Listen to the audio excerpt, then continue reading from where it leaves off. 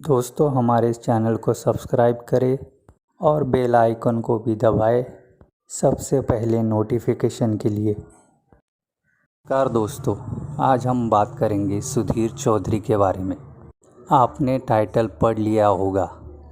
सुधीर चौधरी ने कहा कि पूरा देश हमारे साथ में है। पूरा देश तो नहीं, लेकिन बीजेपी सरकार सुधीर चौधरी के पीछे ज़रूर दिखाई देती है और डीएनए में सबके बयान भी दिखाए। बीजेपी के नेता सुधीर चौधरी का खुलकर समर्थन कर रहे थे। मैं सुधीर चौधरी से एक ही चीज़ पूछता हूँ कि क्या हमारे देश में एक ही राजनीतिक पार्टी है? दूसरी पार्टियों का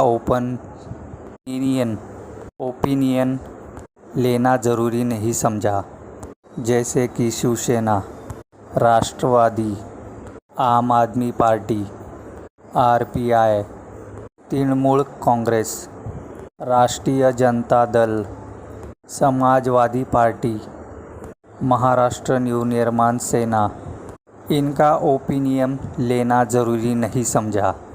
सुधीर चौधरी ने खुद ही कह दिया कि हम बीजेपी के लिए काम करते हैं और उनकी आईटी सेल का एक हिस्सा है।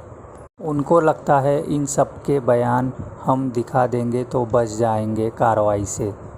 पूरा मुद्दा सुधीर चौधरी से ही सुन लीजिए। क्योंकि खबर तो जम्मू से आई थी।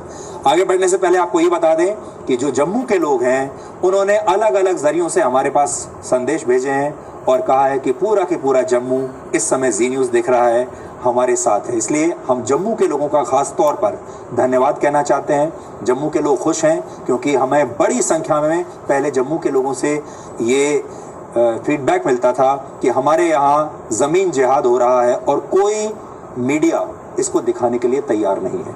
हम वहाँ गए और हमने इसमें सच्चाई पाई और फिर हमने ये ज़मीन जिहाद की खबर आपको दिखाने की हिम्मत की।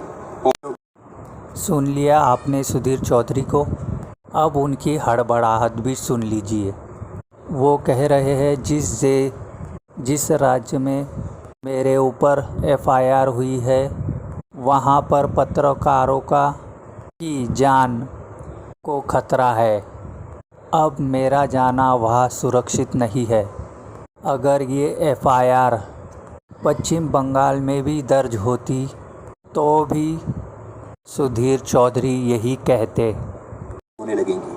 अब आप सोचिए, जिस राज्य में विचारधारा की वजह से इस तरह से खुलेआम राजनीतिक हत्याएं होती हैं, वहां पर पत्रकारों के लिए जाना कितना खतरनाक होगा। इसलिए इसमें हैरानी नहीं होनी चाहिए कि अगर केरल में राजनीतिक हत्याओं के बाद अब पत्रकारों की भी ऐसे ही हत्याएं होने लगेंगी।